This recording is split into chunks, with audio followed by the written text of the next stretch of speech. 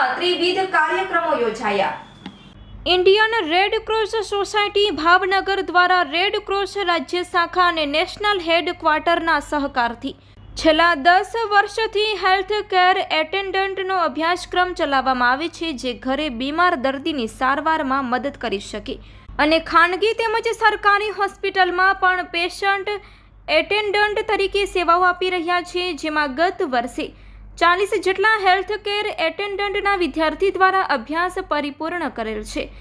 જેના પ્રમાણપત્રનું વિતરણ અને આઈટીઆઈ સાથે રેડ ક્રોસ ભાવનગર દ્વારા શરૂ કરવામાં આવેલ આરોગ્યલક્ષી અભ્યાસક્રમના પ્રથમ બેચ પાસે કરેલ વિદ્યાર્થીઓને પ્રમાણપત્ર વિતરણ કરવાનો કાર્યક્રમ તારીખ 9 જુલાઈને બુધવારે રેડ ક્રોસ ભવન દિવાનપરા રોડ ભાવનગર ખાતે યોજાયો હતો,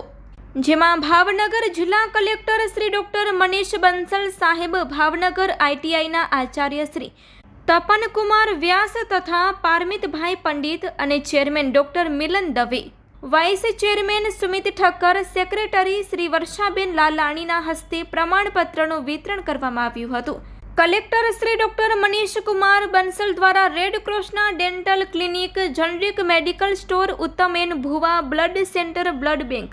તેમજ thalassemia blood transfusion centre, physiotherapy વિભાગ, નેચરોપેથી વિભાગ, pathology laboratory, haemophilia treatment centre વગેરેની મુલાકાત કરી હતી।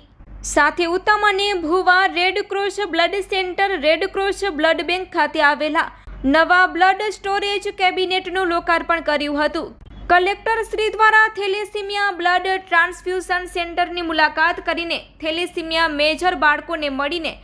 તેમને બ્લડ ચડાવવા, દવાઓના જથ્થા, બોનમેરો ટ્રાન્સપ્લાન્ટ જેવી સારવાર પદ્ધતિની વિગતો મેળવી હતી અને ખાસ થેલેસીમિયાગ્રસ્ત બાળકોને રક્ત ચડાવવા સમયે તેમના હાથે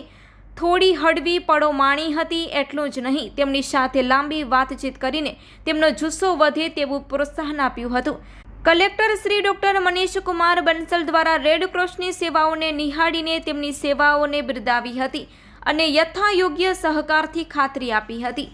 રિપોર્ટ બાય એજાજ શેખ, ભાવનગર।